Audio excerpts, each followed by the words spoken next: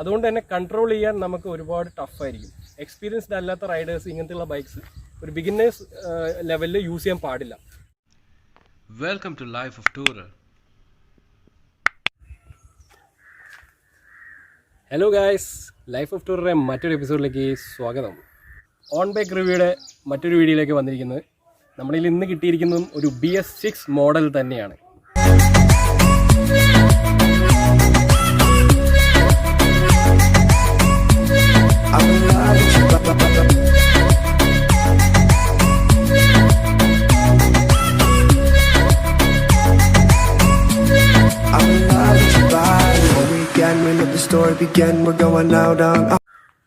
Indian ബൈക്കേഴ്സിൻ്റെ ഒരു trend sector തന്നെ മാറ്റിമറിച്ച ഒരു ബ്രാൻഡാണ് നമ്മുടെ കയ്യിൽ ഇന്ന് വന്നിരിക്കുന്നത്.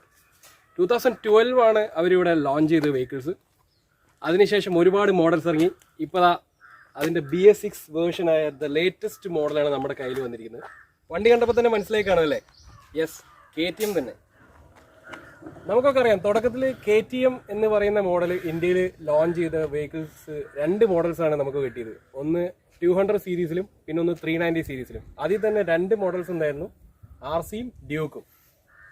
ഇപ്പോൾ നമ്മൾ പറയില്ലേ തലയും വാലും അതിൻ്റെ ഒരു നടുക്കഷ്ണം, അതാണ് നമ്മുടെ കയ്യിൽ ഇപ്പോൾ വന്നിരിക്കുന്നത് ഡ്യൂക്ക് 250 സീരീസിലെ രാജാവ് എന്ന് വേണമെങ്കിൽ വിളിക്കാം നമുക്ക്. കാരണം ഇപ്പോൾ നമ്മുടെ നിലവിലുള്ള 250cc ബൈക്സിൽ വെച്ച് ഏറ്റവും പെർഫോമൻസ് കൂടിയ ബൈക്ക് KTMന്റെ ബൈക്ക് എന്ന് പറയുമ്പോൾ തന്നെ നമുക്കറിയാം, എന്താ പറയുക, സീരീസിൽ ഏറ്റവും പെർഫോമൻസ് കൂടിയ ബൈക്സാണ് അവർ പ്രൊഡക്ഷൻ ചെയ്യുന്നത്.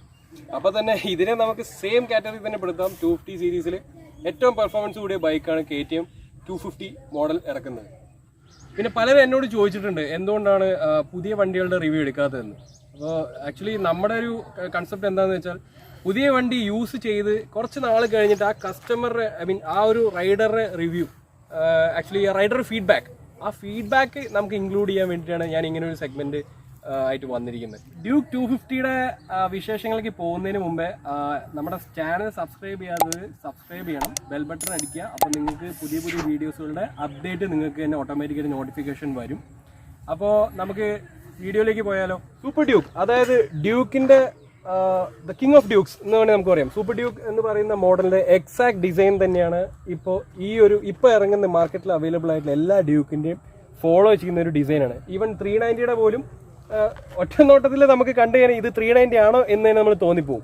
2020 മാർച്ചിലാണ് ഈ വെഹിക്കിളിൻ്റെ എൻട്രി വരുന്നത്. അപ്പോൾ നമുക്ക് ഈ ഒരു മോഡൽ ആക്ച്വലി 6 പാക്ക് LEDs വരുന്നില്ല. പക്ഷേ കറൻ്റ്ലി ഇപ്പോൾ ഇറങ്ങുന്ന മോഡൽസിലെല്ലാം 6 പാക്ക് LEDs ആണ് വരുന്നത്. അപ്പോൾ എനിക്ക് തോന്നുന്നു ഒറ്റ നോട്ടത്തിൽ ഇനി 390 ആണോ 250 ആണോ കണ്ടാൽ നമുക്ക് മനസ്സിലാക്കാൻ വേറെ ഓപ്ഷൻസ് ഒന്നുമില്ല. പിന്നെ അവരുടെ വിനൈൽസും കാര്യങ്ങളൊക്കെ കുറച്ച് ചേഞ്ച് വന്നിട്ടുണ്ട്. വെഹിക്കിളിൽ 390യുടെ സ്റ്റിക്കർ വരുന്നുണ്ട്. 250 ഇറങ്ങിയ സമയത്ത് നമുക്ക് ABS ഒന്നും അവൈലബിൾ ആയിരുന്നില്ല. പക്ഷേ ഇപ്പോൾ അതിനുശേഷം വന്ന 2018 ശേഷം വന്ന എല്ലാ മോഡൽസിനും അവർ സിംഗിൾ ചാനലല്ല ഡബിൾ ചാനൽ ABS തന്നെ കൊടുത്തത്. കാരണം ഇത്രയും പെർഫോമൻസ് ഉള്ള വണ്ടിക്ക് ഒരിക്കലും ABS ഇല്ലാതെ നമുക്ക് ഒരിക്കലും ഹാൻഡിൽ ചെയ്യാൻ പറ്റില്ല. അപ്പോൾ ഡബിൾ ചാനൽ ABS തന്നെയാണ് നമുക്കിപ്പോൾ വണ്ടിക്ക് അവൈലബിൾ ആയിട്ട് വരുന്നത്. ഡ്യൂക്കുകളുടെ ഒരു സ്പെഷ്യൽ ഫീച്ചർ എന്താണെന്ന് വെച്ചാൽ ഇതിൻ്റെ ഷാസിയാണ്. ആക്ച്വലി ഒരു ട്രാക്ക് പെർഫോംഡ് ഷാസിയാണ് വരുന്നത്. ട്രെല്ലീസ് ഫ്രെയിംസ് ആണ് വരുന്നത് ഇതിൽ. എന്ന് വെച്ചാൽ നമുക്ക് ട്രാക്കിൽ യൂസ് ചെയ്യുന്ന സമയത്ത് മാക്സിമം ലീൻ ചെയ്ത് നമുക്ക് വണ്ടി നമ്മുടെ കൂടെ തന്നെ ചെരിഞ്ഞ് വരുന്ന ഒരു ഡിസൈനാണ് ഇതിൻ്റെ എയറോഡൈനാമിക്സ്. നിങ്ങൾക്ക് അതിൻ്റെ സ്വിങ്ങാമൊക്കെ കണ്ടാൽ തന്നെ മനസ്സിലാവും. അതിൻ്റെ നമ്മൾ വണ്ടി എത്രത്തോളം ചെരിക്കുന്നു അത്രത്തോളം വണ്ടി നമ്മുടെ കൂടെ തന്നെ ലീൻ ചെയ്ത് വരും. അതാണ് അതിൻ്റെ ഒരു ഡിഫറൻസ്. ഹെഡ്ലാമ്പിൻ്റെ കേസ് ഞാൻ നേരത്തെ പറഞ്ഞല്ലോ, നമുക്ക് ഹാലോജൻ ഹെഡ്ലാമ്പ്സ് ആണ് വരുന്നത്. അതിലൊരു DRL ലൈറ്റ് വരുന്നുണ്ട്, അതിലൊരു LED ലൈറ്റ് നമുക്ക് DR ലൈറ്റ് വരുന്നുണ്ട്. പിന്നെ അതിൻ്റെ പണ്ടത്തെ ഡ്യൂക്സിനൊക്കെ ഒരു കുഴപ്പമുണ്ടായിരുന്നു, നമുക്ക് പെട്ടെന്ന് തന്നെ ഫോഗ് അടിക്കുന്നൊരു പ്രശ്നം ഉണ്ടായിരുന്നു. ലൈറ്റിലായാലും ഹെഡ്ലൈറ്റിലായാലും പിന്നെ ഇൻഡിക്കേറ്റേഴ്സിലായാലും അതിനൊക്കെ അവർ റെക്ടിഫൈ ചെയ്തിട്ടാണ് വന്നിരിക്കുന്നത്. കംപ്ലീറ്റ് കവേർഡാണ്, ഇൻസുലേറ്റഡ് ആണ്. ഇപ്പോൾ ഫോഗ് അടിക്കുന്ന പ്രശ്നങ്ങളൊന്നുമില്ല. പിന്നെ ഇതിൻ്റെ മീറ്റർ കൺസോളിലേക്ക് വരുവാണെങ്കിൽ നമുക്ക് നോർമൽ ഡ്യൂക്കിൻ്റെ തന്നെ വരുന്നൊരു മീറ്റർ കൺസോളാണ്. 390യുടെ വരുമ്പോൾ ഒരു LED TFT മീറ്ററാണ് വരുന്നത്. ഈടുന്ന പോർഷനൊക്കെ കണ്ടില്ലേ, ടാങ്കിൻ്റെ മുകളിലാണ് വരുന്നത്. ഇതിപ്പോൾ ഇത് എൻജിൻ കിൽ സ്വിച്ച് വരുന്നുണ്ട്. കിൽ സ്വിച്ചിലാണ് ഇതിൻ്റെ പമ്പും കാര്യങ്ങളൊക്കെ ഓൺ ആവുന്നത്. കണ്ടില്ലേ, സൗണ്ടൊക്കെ വരുന്നുണ്ട്, പമ്പൊക്കെ ഓൺ ആവുന്ന സൗണ്ടും കാര്യങ്ങളൊക്കെ വരുന്നുണ്ട്. ഇതിൽ നോർമൽ നമുക്ക് വേണ്ട ബേസിക് കാര്യങ്ങളെല്ലാം വരുന്നുണ്ട്. ഇതിൽ എൻജിൻ മാൽ ഫംഗ്ഷൻ്റെ ലൈറ്റ് ഒരെണ്ണം വരുന്നുണ്ട്. പിന്നെ ഇതിലൊരു കോഷൻ ലൈറ്റ് എന്തിനാണെന്ന് വെച്ചാൽ സൈഡ് സ്റ്റാൻഡ് ഡൗൺ ആണ്, അതുകൊണ്ടാണ് ഈ കോഷൻ ലൈറ്റ് മിന്നുന്നത്. പിന്നെ ABSൻ്റെ വാർണിംഗ്. പിന്നെ സൈഡ് സ്റ്റാൻഡിൻ്റെ മെയിൻ ഫീച്ചർ നമുക്കറിയാലോ, നമ്മൾ ഇപ്പോൾ നമ്മൾ വെഹിക്കിൾ ഗിയറിലാണെന്നുണ്ടെങ്കിൽ സൈഡ് സ്റ്റാൻഡ് ഇട്ടിട്ടുണ്ടെങ്കിൽ വണ്ടി ഓൺ ആവില്ല. സൈഡ് സ്റ്റാൻഡ് എടുത്ത് കഴിഞ്ഞാൽ മാത്രമേ വണ്ടി സ്റ്റാർട്ട് ആവുള്ളൂ. ഓട്ടോ കട്ട് ഓഫ് ഉള്ള ഫീച്ചറാണ്. പിന്നെ നമുക്ക് നോർമൽ ഹാൻഡിൽ ബാറിൽ വരുന്ന അത്യാവശ്യം വേണ്ട indicators, pass switch, bright light, പിന്നെ ഹോണ്, അങ്ങനെയുള്ള കാര്യങ്ങളൊക്കെ തന്നെ ഇവിടെ കിൽ സ്വിച്ച് വരുന്നുണ്ട്. വൺ ക്ലിക്ക് സ്റ്റാർട്ടാണ് വരുന്നത്. നമ്മൾ ഒരു നോർമൽ ഇതിൽ വരുന്ന പോലെ പ്രസ് ചെയ്ത് പിടിക്കേണ്ട ആവശ്യമില്ല. സ്റ്റാർട്ട് സ്വിച്ച് പ്രസ് ചെയ്ത് പിടിക്കേണ്ട ആവശ്യമില്ല. പക്ഷേ വൺ ക്ലിക്ക് സ്റ്റാർട്ടാണ് വരുന്നത്. വൺ ക്ലിക്ക് തന്നെ വണ്ടി സ്റ്റാർട്ടാവും. നമ്മൾ ഒരുപാട് പ്രസ് ചെയ്ത് പിടിക്കേണ്ട ആവശ്യമൊന്നും വരുന്നില്ല. പിന്നെ മീറ്ററിൽ നമുക്ക് വേണ്ട കാര്യങ്ങളൊക്കെ ഇതിൽ മോഡ് കാര്യങ്ങളൊക്കെ ഉണ്ട്. അതിൽ നമുക്ക് ട്രിപ്പ് 1, ട്രിപ്പ് 2, പിന്നെ ഇതിൽ ടെമ്പറേച്ചർ കാണിക്കുന്നുണ്ട്. നമുക്കിതിൽ സെറ്റ് ചെയ്യാനുള്ള ഓപ്ഷൻസ് വരുന്നുണ്ട്. നമുക്കിതിൽ ABS ഓണും ഓഫും ചെയ്യാനുള്ള ഓപ്ഷൻ വരുന്നുണ്ട്. അത് നമ്മുടെ കൺവീനിയൻസ് അനുസരിച്ച് നമുക്ക് ചെയ്യാം. പിന്നെ ഇതിൻ്റെ എഞ്ചിൻ സൈഡ് നോക്കുകയാണെങ്കിൽ 249cc single cylinder 6 speed DOHC liquid cooled എഞ്ചിനാണ് നമുക്ക് വരുന്നത്. 250cc ഞാൻ പറഞ്ഞല്ലോ ഏറ്റവും പവർഫുൾ എന്ന് പറഞ്ഞാൽ വെറുതെ അല്ല. കാരണം 30 bhp പവറാണ് പ്രൊഡ്യൂസ് ചെയ്യുന്നത് 9000 RPM. 30 bhp പ്രൊഡ്യൂസ് ചെയ്യുമ്പോൾ തന്നെ അറിയാലോ. ഇപ്പോൾ ഈ വണ്ടി എന്ന് പറയുന്നത് 156 കിലോ ആണ് വരുന്നത്. പക്ഷേ എനിക്ക് ഈ വണ്ടി ഓടിച്ചിട്ട് ഒരു 24 Nm ടോർക്ക് ഔട്ട്പുട്ട് ചെയ്യുന്ന ഒരു ഫീൽ എനിക്ക് കിട്ടിയിട്ടില്ല. ആക്ച്വലി എന്താണെന്ന് വെച്ചാൽ അത് ഒരുപാട് ഫീഡ്ബാക്ക് ഞാൻ കേട്ടിരുന്നു.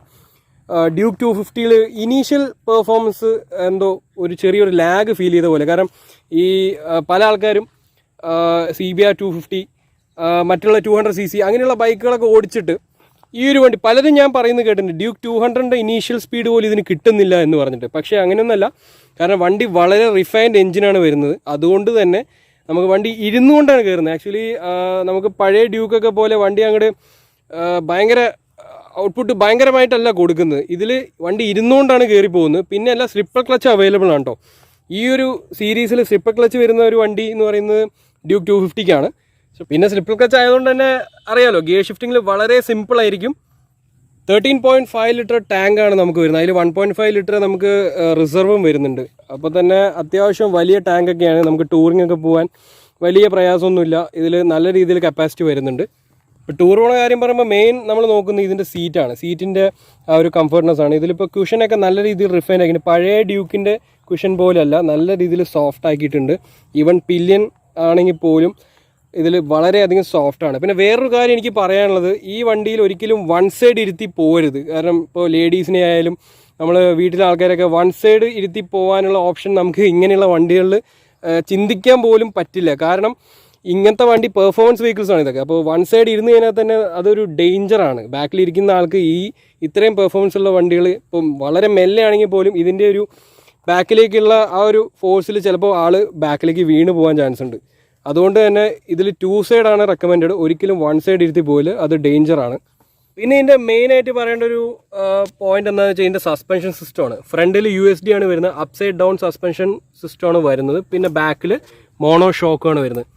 കംഫർട്ട് ലെവൽ എന്ന് പറയുന്നത് വളരെ കൂടുതലാണ് ടെലസ്കോപ്പിക് സസ്പെൻഷൻ വെച്ച് നോക്കുമ്പോൾ. ഇപ്പോൾ ഹൈവേ റൈഡിനൊക്കെ ബെസ്റ്റാണ് ഈ USD എന്ന് പറയുന്നത്. നമുക്ക് ഒട്ടും തന്നെ കയ്യിലേക്ക് ബംസോ കാര്യങ്ങളോ ഒന്നും കിട്ടില്ല. വളരെ സ്റ്റിഫായിരിക്കും വണ്ടി, വളരെ സ്റ്റേബിൾ ആയിരിക്കും ലോങ് റൈഡൊക്കെ പോകുന്ന സമയത്ത്. പിന്നെ ഇതിൻ്റെ ടയർ സ്പെക്ക് നോക്കുകയാണെങ്കിൽ തന്നെ സെയിം ഡ്യൂക്കിൻ്റെ ആദ്യമേ മുതലുള്ള അതേ ടയർ സ്പെക്കാണ്. അവരെല്ലാ വണ്ടിക്കും വരുന്ന സെയിം ടയർ സ്പെക്ക് തന്നെ വരുന്നത്. MRFിൻ്റെ ടയേഴ്സാണ് ഇതിലിപ്പോൾ സ്റ്റോക്കായിട്ട് വരുന്നത്. MRFിൻ്റെ ടയേഴ്സ് അത്യാവശ്യം 250, 200cc ഒരുവിധം ബൈക്സ് എല്ലാം യൂസ് ചെയ്യുന്നത് തന്നെയാണ്. 390ലേക്ക് വരുമ്പോൾ അത് മെറ്റ്സലർ ആവും. കാരണം പെർഫോമൻസ് കൂടിയ ടയേഴ്സ് ആവും. ഇനി നിങ്ങൾക്ക് ഞാൻ ഇതിൻ്റെ സൗണ്ട് ഒന്ന് കേൾപ്പിച്ചു തരാം. ഇപ്പോൾ ഡ്യൂക്ക് എന്ന് പറയുമ്പോൾ എല്ലാവർക്കും ഒരു കൺസെപ്റ്റ് ഉണ്ടാവും ഈ വണ്ടിയുടെ സൗണ്ടിനെ പറ്റിയിട്ട്. പക്ഷേ അത് പഴയ ഡ്യൂക്കിൻ്റെ പോലത്തെ ഒരു സൗണ്ടല്ല. ആ വണ്ടിയുടെ ഐഡൻറ്റിറ്റി തന്നെ മാറ്റിയിട്ടുണ്ട് ഈ സൗണ്ടിൽ. നോർമൽ സൗണ്ടാണ്. ഞാൻ സൗണ്ട് കേൾപ്പിച്ചു തരാം.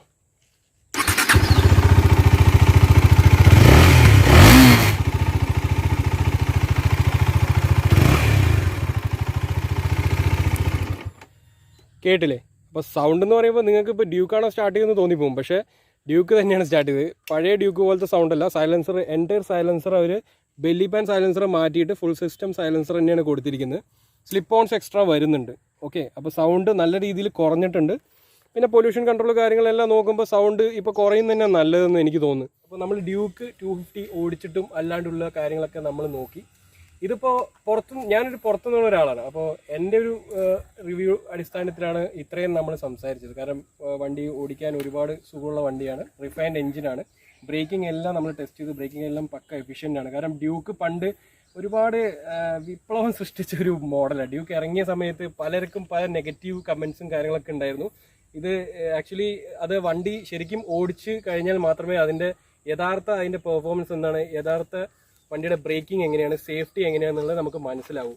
ആക്ച്വലി ഇതൊരു ബിഗിനേഴ്സ് ബൈക്ക് അല്ല. ഒരിക്കലും ഞാൻ പറയില്ല ഒരു 18 വയസ്സ് കഴിഞ്ഞ അല്ലെങ്കിൽ ഒരു ലൈസൻസ് എടുത്ത ഒരാൾക്ക് ഒരിക്കലും ഒരു ബിഗിനേഴ്സ് ബൈക്കായിട്ട് എടുക്കാൻ പറ്റിയ മോഡലല്ല. നമുക്ക് ഇപ്പോൾ ഇതേ ഫീച്ചേഴ്സും ഇതേ ലുക്കെല്ലാം അവൈലബിൾ ആയിട്ടുള്ള വണ്ടികൾ 150 cc നമുക്ക് കിട്ടുന്നുണ്ട് മാർക്കറ്റിൽ.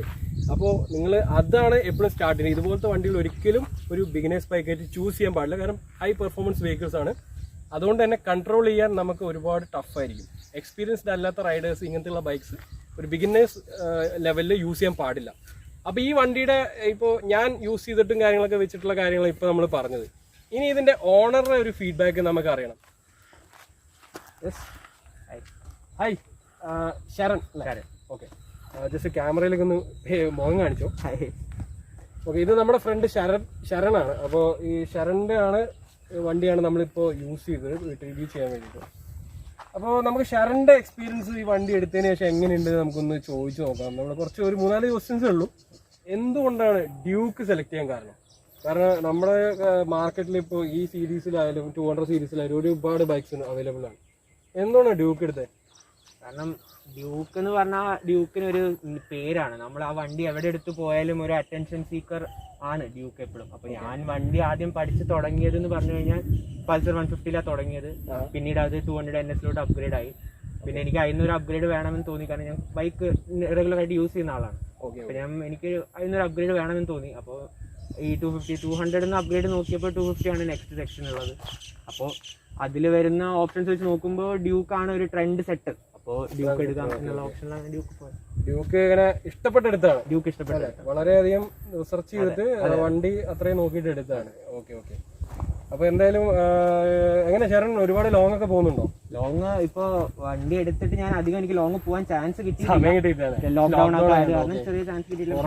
ചാൻസിലൊക്കെ ഞാൻ പോകുന്നുണ്ട്. ഓക്കെ. കൊറോണ വന്ന് അതും പോകാൻ പറ്റാത്ത അവസ്ഥയിലാണല്ലേ? ഓക്കെ. കാരണം ഞങ്ങൾ പാവങ്ങൾ റൈഡേഴ്സും കുറെ കഷ്ടപ്പെട്ടിട്ടുണ്ട് കൊറോണ വന്നതിന് ശേഷം. ഓക്കെ, എനിവേസ് നമുക്ക് സേഫ്റ്റി കാര്യങ്ങളൊക്കെ നോക്കണം. അപ്പോൾ പോകാണ്ടിരിക്കുന്നതാണ് നല്ലത് അധികം. എന്നാൽ പോലും എനിക്ക് തോന്നുന്നു ലോങ് പോവുകയാണെങ്കിലും കംഫർട്ട് ആയിരിക്കും അല്ലേ വണ്ടി. കാരണം ഇതിന്റെ മെയിൻ പിന്നെ ഇനിയിപ്പോൾ ഓഫ് റോഡ് പോകാനാണെങ്കിലും കംഫർട്ട് തന്നെയാണ്. കാരണം നമുക്ക് അടി തട്ടുന്ന പ്രശ്നമൊന്നും വരുന്നില്ല.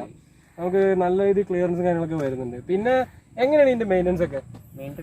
കാരണം എനിക്കിപ്പോൾ ഞാൻ പറഞ്ഞല്ലോ, നമ്മുടെ വീഡിയോ എന്ന് പറയുന്നത് മെയിൻ ആയിട്ട് വണ്ടിയുടെ പ്രൊമോഷൻ അല്ല. ഒരു വണ്ടി യൂസ് ചെയ്ത് ആ വണ്ടിയുടെ ഫീഡ്ബാക്ക് ആണ് നമുക്ക് അറിയേണ്ടത്. അത് ഇപ്പോൾ നാളെ ഈ വണ്ടി എടുക്കാവുന്ന ഒരാൾക്കും ബെനിഫിറ്റ് ആയിരിക്കും. അപ്പോൾ ഒരു യൂസർ ഫീഡ്ബാക്ക് കിട്ടുമ്പോൾ നമുക്ക് അത്രയും ഒരു ഷോറൂം എന്ന് പറയുന്നതിനെക്കാട്ടിലും ഒരു യൂസർ ഫീഡ്ബാക്കിനാണ് എപ്പോഴും വാല്യൂ. അതുകൊണ്ടാണ് ഞാൻ ഇങ്ങനെ ഒരു അപ്രോച്ച് ചെയ്ത്. അപ്പോൾ ശരൺ ഇതിപ്പോൾ വണ്ടി ഓടിച്ചിട്ട് എന്തൊക്കെ ഇതിന്റെ നെഗറ്റിവിറ്റീസ്, എന്തൊക്കെ പോസിറ്റിവിറ്റീസ്, ഒന്ന് ചുമ്മാ ഒരു 3-4 പോയിന്റ്സ് ഉണ്ടെങ്കിൽ ഒന്ന് പറയാമോ? പോസിറ്റിവിറ്റീസ് തുടങ്ങാമെന്ന് വെച്ചാൽ, പോസിറ്റിവിറ്റി എന്ന് പറഞ്ഞാൽ വണ്ടിക്ക് പവർ ആണ് വണ്ടിയുടെ മെയിൻ, പെർഫോമൻസ് ആണ് വണ്ടിയുടെ. നമുക്ക് എന്താണേലും ഡ്യൂക്കിനെ ഒപ്പോസ് ചെയ്യാനായിട്ട് വണ്ടികളൊന്നും ഇല്ല നിലവിൽ. ഇപ്പൊ എനിക്ക് തോന്നുന്നു ഡോമിനാർ വന്നിട്ടുണ്ട്. എന്നാൽ പോലും ഡ്യൂക്ക് എന്ന് പറയുമ്പോൾ അതിന്റെ ഒരു ഇനീഷ്യൽ പെർഫോമൻസ് അതിന് ഡോമിനാറിനും ഇല്ല ഇപ്പോഴും. ഈവൻ രണ്ടും ഒരേ പ്ലാറ്റ്ഫോം തന്നെയാണ്. എന്നാൽ പോലും എഞ്ചിൻ വൈസ് നോക്കുമ്പോൾ രണ്ടും സെയിം തന്നെ യൂസ് ചെയ്യും. പക്ഷെ ഡ്യൂക്കിന്റെ ഒരു പെർഫോമൻസ് ലെവലിലേക്ക് എത്തിയിട്ടില്ല ഇപ്പോഴും. പിന്നെ നെഗറ്റീവായിട്ട് ഇപ്പൊ എനിക്ക് പറയാനായിട്ടൊന്നും ഇല്ല. കാരണം എനിക്ക് വണ്ടി ഞാൻ തറവിൽ എനിക്ക് ഇഷ്ടപ്പെട്ടിട്ട് ഞാൻ എടുത്ത വണ്ടിയാണ്. ഞാൻ ഒരുപാട് റിസർച്ച് ചെയ്തെടുത്ത വണ്ടിയാണ്. അപ്പൊ എനിക്ക് പ്രോപ്പർലി ഇഷ്ടപ്പെട്ടിട്ടാണ് ഞാൻ വണ്ടി എടുത്തത്. പിന്നെ വണ്ടിയുടെ ഇപ്പോൾ നമുക്ക് മെയിൻ്റനൻസ് കാര്യങ്ങൾ എന്ന് പറഞ്ഞാൽ വണ്ടിക്ക് ഇപ്പോൾ മൈലേജ് എനിക്ക് 30-32 അടുത്ത് മൈലേജ് എനിക്ക് സ്ട്രീറ്റിൽ റോഡിൽ കിട്ടുന്നുണ്ട്. ഹൈവേസിൽ 28 മൈലേജ് കിട്ടുന്നുണ്ട്. അപ്പൊ അത് കുഴപ്പമില്ല. പിന്നെ സർവീസും അധികം റേറ്റ് ഒന്നും വരുന്നില്ല. ഞാൻ ഷോറൂമിൽ തന്നെ ചെയ്യിപ്പിക്കുന്നത് വലിയ കുഴപ്പമില്ല. നമുക്ക് മെയിൻ്റനൻസ് ഒക്കെ അത്യാവശ്യം വലിയ കുഴപ്പമില്ലാതെ 1500 റേഞ്ചില് സർവീസ് വരുന്നുണ്ട്. കാരണം ഞാനിങ്ങനെ കേട്ടിട്ടുണ്ട് ഡ്യൂക്കിന് മെയിൻ്റനൻസ് കൂടുതലാണ്, അല്ലെങ്കിൽ കംപ്ലൈൻറ്റ്സ് ചെറിയ കംപ്ലൈൻറ്റ്സ്. വണ്ടി എടുത്തിട്ട് ഒരു 6 months ഓൾമോസ്റ്റ് ആയി. ഇതുവരെ കംപ്ലൈന്റ് ഈ ഓയിൽ ലീക്കിന്റെ ഒക്കെ എന്തൊക്കെയോ കംപ്ലൈൻറ്റ്സ് ഒക്കെ കുറച്ച് കേട്ടിട്ടുണ്ട് ഞാൻ. അപ്പോൾ അതുകൊണ്ടാണ് ഞാൻ ചോദിക്കുന്നത്. അങ്ങനെയുള്ള കംപ്ലൈൻറ്റ്സ് ഒന്നും എനിക്ക് ഇതുവരെ വന്നിട്ടില്ല. Okay, fine. അപ്പോൾ ഇപ്പോൾ ഈവൻ ഞാൻ ചുമ്മാ ചോദിക്കുന്നതാണ്. ഇപ്പോൾ നമുക്ക് ഒരു ക്യൂരിയോസിറ്റിക്ക് വേണ്ടി ചോദിക്കുന്നത്, ഒരു യൂസറുടെ റേറ്റിംഗ്. ഇപ്പോൾ അവരുടെ വണ്ടിക്ക് ഇതിനിപ്പോൾ നിങ്ങൾ റേറ്റ് ചെയ്യുകയാണെങ്കിൽ ഒരു 10 ചുമ്മാ 10 ഔട്ട് ഓഫ് എത്ര? 10 കൊടുക്കുകയാണെന്നുണ്ടെങ്കിൽ ഒരു 8 കൊടുക്കാം. 8 കൊടുക്കാം. ഓക്കെ. അപ്പൊ ബാക്കി 2 ഇപ്പോഴും കിടക്കുന്നില്ല. ഇനിയും എനിക്ക് അപ്ഗ്രേഡ് പെർഫോമൻസിന് എനിക്ക് താല്പര്യമുള്ളതുകൊണ്ട് കൊടുക്കുന്നു. ഓക്കെ, നല്ല കാര്യം. അപ്പൊ പെർഫോമൻസ് ഇപ്പോൾ ഞാൻ പറഞ്ഞല്ലോ, ഈ വണ്ടിക്ക് വേണ്ട പെർഫോമൻസും കാര്യങ്ങളൊക്കെ മാക്സിമം ആണ് ഈ ഒരു സീരീസിൽ എന്ന് പറയുന്നത്. പക്ഷേ നമ്മൾ സേഫ്റ്റിയും കൂടെ നോക്കണം. കാരണം പെർഫോമൻസ് കൂടുമ്പോൾ സേഫ്റ്റി ലെവൽ കൂട്ടിക്കൊണ്ടിരിക്കണം. അപ്പോൾ അതും കൂടെ ശ്രദ്ധിക്കുക. അപ്പോൾ എന്തായാലും ഡ്യൂക്ക് 250യുടെ ഒരു ഓണേഴ്സ് റിവ്യൂ ആണ് നമുക്ക് കിട്ടിയത്. ഓണേഴ്സ് ഫീഡ്ബാക്കാണ് നമുക്ക് കിട്ടിയിരിക്കുന്നത്. അപ്പോൾ നാളെ ഡ്യൂക്ക് 250 ഓപ്റ്റ് ചെയ്യാവുന്നവർക്കും ഈ ഒരു വീഡിയോ ഉപകരിക്കുമെന്ന് എനിക്ക് തോന്നുന്നുണ്ട്.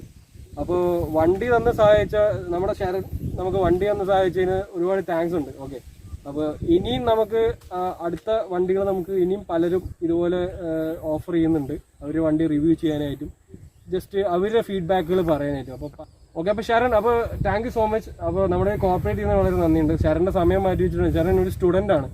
അപ്പോൾ പുള്ളി PG പഠിക്കുകയാണ്. അപ്പോൾ ആ ഒരു ടൈമൊക്കെ ഇപ്പോൾ ഓൺലൈൻ ക്ലാസ്സൊക്കെ മാറ്റി വെച്ചിട്ടാണ് നമുക്ക് വേണ്ടി വണ്ടി വന്നിരിക്കുന്നത്. ഓക്കെ, അപ്പോൾ താങ്ക് യു സോ മച്ച്. അപ്പോൾ നമുക്ക് കാണാം. നമ്മുടെ ഡ്യൂക്ക് 250യുടെ ഫീഡ്ബാക്ക് നമുക്ക് കിട്ടി. അപ്പോൾ ഒരുപാട് പേർക്ക് ഉപകരിക്കുമെന്ന് തോന്നുന്നുണ്ട്. ഇനി അടുത്തൊരു വണ്ടിയുടെ റിവ്യൂ ആയിട്ട് നമുക്ക് അടുത്ത പ്രാവശ്യം കാണാം. അപ്പോൾ till then take care, stay safe. Life of tourers signing of.